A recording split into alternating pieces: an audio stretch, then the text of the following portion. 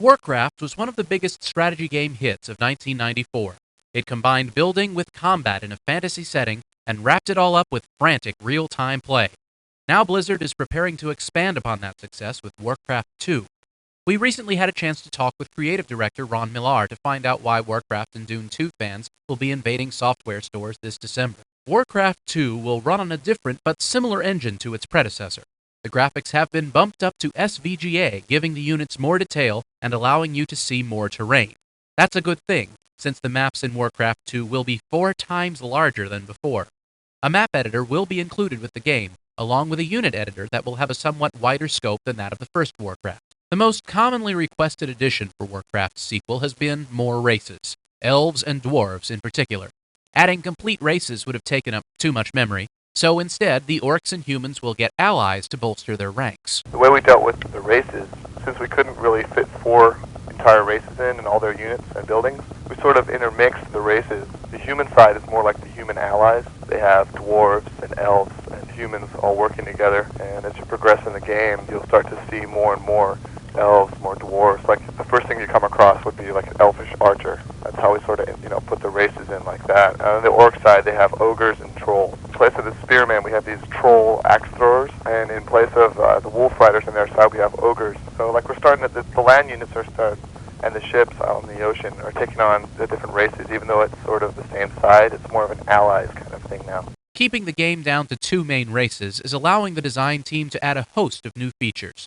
One of the most important of these will be the addition of water as a major part of the terrain. We actually toyed with the idea of doing another mostly land-based game with just the 4 races, but we wanted to expand the world more than just the races, so we decided to go with water. The water adds ships and other units like that. It takes up the space that would normally take up the space for the elves and the dwarves. We decided we just wanted to go with more of a broader, realer world than just races. The economic side of WarCraft is also due for some expansion.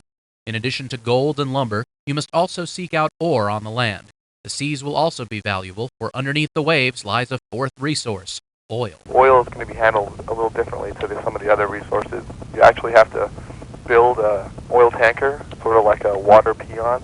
It go out into the water, and you ping for oil. You kind of cast a spell. A little radar map shows you where the densities of oil are out in the water. Then you build an oil platform, and the oil platform, once it's constructed, the oil tankers can hook up to it, kind of like a mine. They take the oil off it, and they bring it back to the shore where the oil refinery refines it. And what that really does, sort of similar to the gold mine. It would go to the gold mine, take gold, bring it back to the town hall, and you'd get gold as soon as it reached the town hall. Same kind of principle out in the water. Naturally, you'll need ships to defend your oil interests and your coastal cities. Also, the larger maps will make troop deployment an even greater concern, and ships will come in handy here as well. Naval warfare is brewing. The first ship is the oil tanker. It's like the sea peon. And after that, we have the Elfish destroyer. It's kind of an anti-sub light attack vehicle. Right after that, there's a battleship. It's kind of a heavy attack vehicle, a little slower, but a lot more powerful weapon. We have a transport. It's the only one that can actually transport things around on it. Once they're on board, they can't really do anything. They're sort of locked in the hold. If that ship sinks, they all go down with it. So you really have to protect your transports. In WarCraft, you were limited to 1 town per player, and you could only build adjacent to a road. Neither of these stipulations will hold true in the sequel.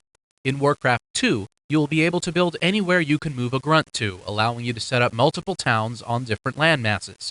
Also, a fog of war effect will keep your overhead map from revealing enemy movement unless your opponent's troops cross your line of sight.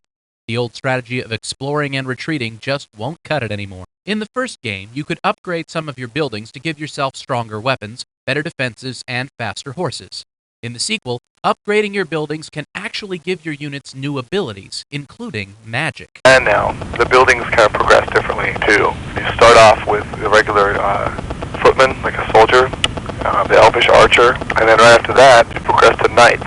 To get knights, though, you need to upgrade your town hall twice to a castle, and various other buildings you have to get to. Once you have a knight, he sort of stays around for a while, then after a while, when you get some more buildings, he upgrades to a paladin, and the paladin has clerical spells, so he sort of takes place for a cleric unit. Another aspect of the first game that will be greatly expanded is magic.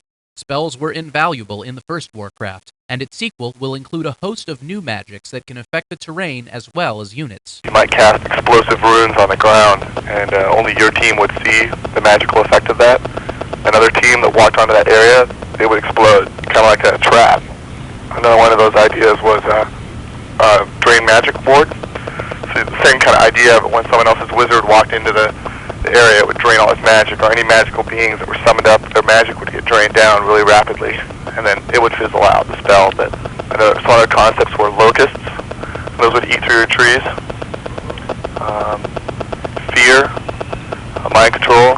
One other idea was illusion. You would cast it on one of your characters, and all of a sudden there'd be 5 of them. One unit that will get handled quite differently in the new game is the catapult. In the first WarCraft, the catapult was treated like any other unit. In WarCraft 2, the catapult must be manned by one grunt who moves and fires the siege engine. This has a very fun and unnerving side to it.